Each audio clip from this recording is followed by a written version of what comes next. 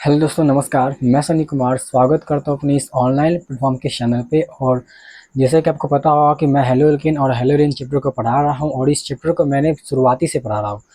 तो सबसे पहले मैं आपको बता दूं कि मैंने आपको अभी तक क्या क्या चीज़ों के बारे में बताया है। तो देखिए दोस्तों, मैंने आपको सबसे पहले आपको इस चैप्टर में हेलो एल्केन और हेलो एरीन के बारे में बताया कि क्या होता है हेलो एल्केन और क्या होता है हेलो एरीन। उसके बाद मैंने उसी में आपको हेलो एल्केन और हेलो एरीन का वर्गीकरण के बारे में बताया कि किस प्रकार से हेलो एल्केन और हेलो एरीन को अलग अलग ग्रुप में बांटा जाता है। और उसमें मैंने उसके बेसिक इन्फॉर्मेशन के बारे में आपको बता दिया। उसके बाद इस क्रम को जब मैंने आगे बढ़ाया तो मैंने आपको बताया था कि हेलो एल्केन का निर्माण किस प्रकार से किया जाता है। तो इसमें हम लोग जान गए थे कि हेलो एल्केन के निर्माण के लिए बहुत सारे मेथड है, जिसमें हम लोग पहले वीडियो में जाने थे कि एल्केन के द्वारा और एल्कीन के द्वारा किस प्रकार से हेलो एल्केन का निर्माण किया जाता है। उसके बाद मैंने आपको आगे बढ़ाया तो अगले क्लास में मैंने आपको बताया था कि किस प्रकार से हेलो एल्केन का जो निर्माण है वो अल्कोहल के द्वारा किया जाता है। तो इसमें हमने आपको बताया था कि अल्कोहल के द्वारा हेलो एल्केन के निर्माण के लिए दो ऑप्शन रहता है, जिसमें एक है PCl5 के द्वारा यानी कि फास्फोरस पेंटाक्लोराइड के द्वारा, और दूसरा ऑप्शन है फास्फोरस ट्राईक्लोराइड के द्वारा यानी कि PCl3 के द्वारा। तो ये दो ऑप्शन है जिसके द्वारा हमने आपको हेलो एल्केन का निर्माण यानी कि हेलो एल्केन को बना करके दिखाया था। उसके बाद हमने आपको बताया था कि इसी फास्फोरस हैलाइड की अभिक्रिया के द्वारा ही हमने हेलो एल्केन का निर्माण करवाया था, जिसमें जो फास्फोरस हैलाइड था वो बदल गया था। जैसे इसमें आ गया था आपका फास्फोरस ट्राइब्रोमाइड और फास्फोरस ट्राईआयोडाइड। तो ये फास्फोरस हैलाइड की अभिक्रिया के द्वारा भी हमने आपको बता दिया था कि किस प्रकार से हेलो एल्केन का निर्माण करते हैं। तो उस क्रम में अब हम लोग आगे बढ़ने वाले हैं और आज हम लोग जानने वाले हैं कि हेलो एल्केन का निर्माण जो है वो किस प्रकार से SOCl2 के द्वारा अभिक्रिया करवा करके हम लोग किस प्रकार से हेलो एल्केन का निर्माण करते हैं। तो उम्मीद है आप लोग हमारे पिछले वीडियो को पूरा देखे होंगे। अगर आपने नहीं देखा है तो ऊपर में आपको आई टैब में उसका लिंक मिलेगा, उसको देख लीजिए और उसको देख करके आप इस वीडियो को देखिए तो पूरा समझ में आएगा। ठीक है, तो आइए जानते हैं हम लोग किस प्रकार से इस हेलो एल्केन के निर्माण जो है यानी कि हेलो एल्केन यानी कि RX का जो निर्माण है वो हम लोग SOCl2 के साथ अभिक्रिया करवा करके निर्माण इसका कर सकते हैं। ठीक है, तो देखिए सबसे पहले हम क्या करेंगे, इसी एल्कोहल की अभिक्रिया, क्योंकि हम लोग एल्कोहल के द्वारा ही सीख रहे हैं, तो इसी एल्कोहल की अभिक्रिया जो है वो हम करवाएंगे अब किससे, SOCl2 से। तो SOCl2 को बोला जाता है थायोनील क्लोराइड। SOCl2 को क्या बोला जाता है, थायोनील क्लोराइड। ठीक है, तो एल्कोहल की अभिक्रिया हम किसके साथ करवा रहे हैं, SOCl2 के साथ यानी कि थायोनील क्लोराइड के साथ। तो इससे हमको क्या मिलेगा, RX मिलेगा यानी कि हेलो एल्केन का निर्माण होगा।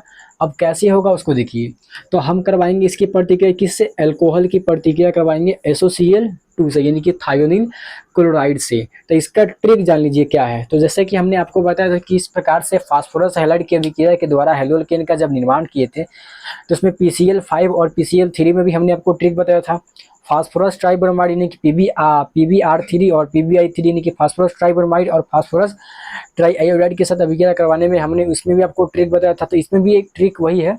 अब ट्रिक इसमें थोड़ा सा चेंजेज आएगा, उसको पहले ट्रिक समझ लीजिए कि किस प्रकार से इसको हम बताने वाले हैं। तो ट्रिक क्या है कि जब एल्कोहल की प्रतिक्रिया करवा रहे हैं यानी कि ROH की प्रतिक्रिया करवा रहे हैं किसके साथ, तो SOCl2 के साथ। तो SOCl2 कहने का मतलब यहाँ पे सल्फर और ऑक्सीजन के बीच में डबल बॉन्ड है और Cl2 यानी कि दो क्लोरीन है। तो एक क्लोरीन को लेफ्ट में रख देंगे और दूसरे क्लोरीन को राइट में, एक को दाएं एक को बाएं। ठीक है, ये दोनों क्लोरीन को हमने सजा दिया। अब इसको क्या करेंगे, हम ऐसे काट देंगे। ठीक है, ऐसे काट देंगे तो इधर क्या मिला, RCl, इधर मिलेगा क्या हमको, RCl मिलेगा प्लस। उसके बाद क्या बचा, SO2, S और ये डबल बॉन्ड है, डबल बॉन्ड जुड़ करके यहाँ पे क्या बनेगा SO2 यानी कि सल्फर डाइऑक्साइड, और प्लस में क्या बनेगा HCl बनेगा। ठीक है, उम्मीद है समझ में आएगा क्या क्या बना। तो बना इसमें उत्पाद के रूप में RCl, SO2 और HCl। यहाँ पर ये RCl यानी कि RCl कहने का मतलब क्लोरो एल्केन बना, क्या बना, क्लोरो एल्केन बना, और सल्फर डाइऑक्साइड बना और HCl बना। क्योंकि यहाँ पे पता होना चाहिए कि SO2 जो है यानी कि सल्फर डाइऑक्साइड जो ये गैस होता है और HCl भी यहाँ पे गैस अवस्था में होता है। ठीक है, तो इस प्रकार से हमने RCl का निर्माण कर लिया यानी कि क्लोरो एल्केन का निर्माण कर लिया यानी कि हेलो एल्केन हमने बना दिया। किसके द्वारा, तो थायोनील क्लोराइड के द्वारा। किसके किसके साथ अभिक्रिया करवा करके, तो एल्कोहल के साथ।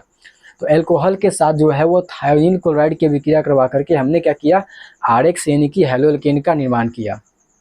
अब देखिए इसका भाषा क्या है। जब हम लोग क्या करते हैं, अल्कोहल की अभिक्रिया जो है वो थायोनील क्लोराइड से पिरिडीन की उपस्थिति में करवाते हैं। यहाँ पे वेरी वेरी मोस्ट इंपॉर्टेंट है कि पिरिडीन, क्योंकि ऐसे ही नहीं करवाते हैं, पिरिडीन यहाँ पे पिरिडीन ले जाता है, यानी कि पिरिडीन की उपस्थिति में इसकी अभिक्रिया करवाते हैं। पिरिडीन क्या होता है, देखिए पिरिडीन का मतलब जैसे आप लोग बेंजीन जानते होंगे, ये बेंजीन है, ठीक है।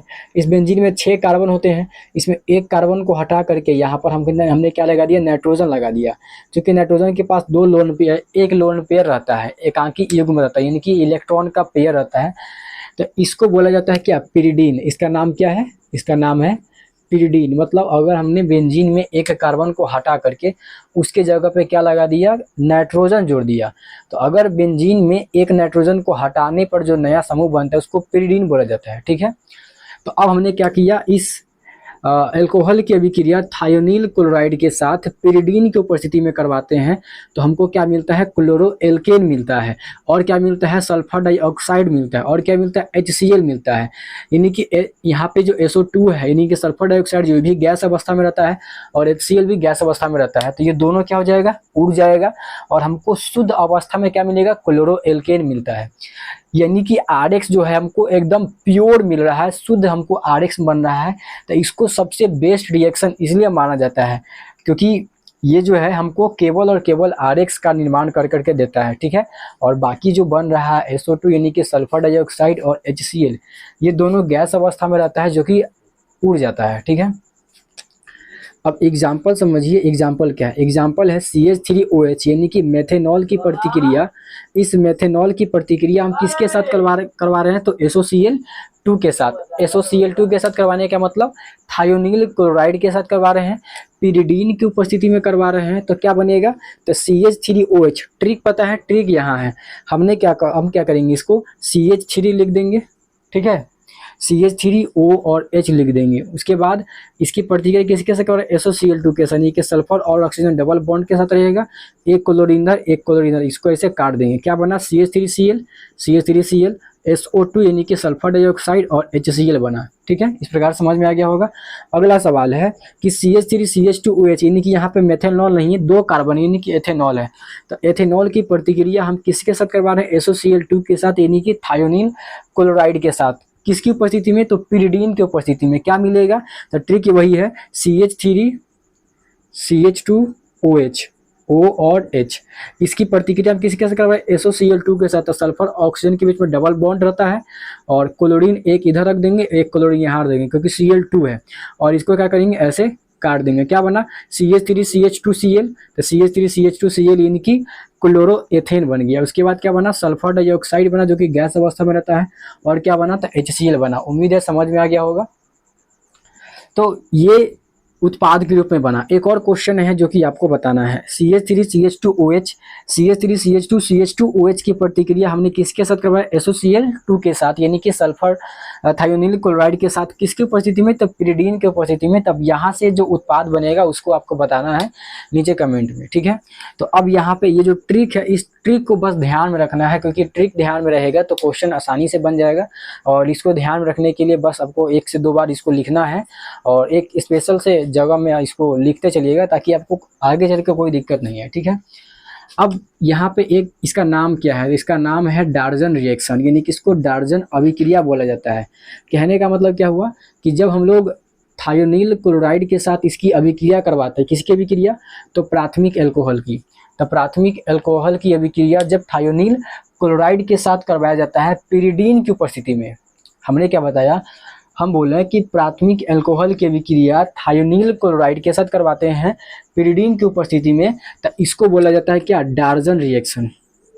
इसके बारे में आपसे एग्जाम में भी पूछा जाता है कि डार्जन अभिक्रिया क्या होता है, तो आपको बताना होगा कि जब प्राथमिक अल्कोहल की अभिक्रिया थायोनील क्लोराइड के साथ पिरिडीन की उपस्थिति में करवाया जाता है, तो उससे जो उत्पाद बनता है, क्या बनता है, क्लोरोएल्केन बनता है। क्लोरोएल्केन कहने का मतलब क्लोरोमेथेन हो सकता है, चाहे क्लोरोएथेन हो सकता है। तो इस प्रकार की अभिक्रिया को क्या बोला जाता है, डार्जन रिएक्शन बोला जाता है।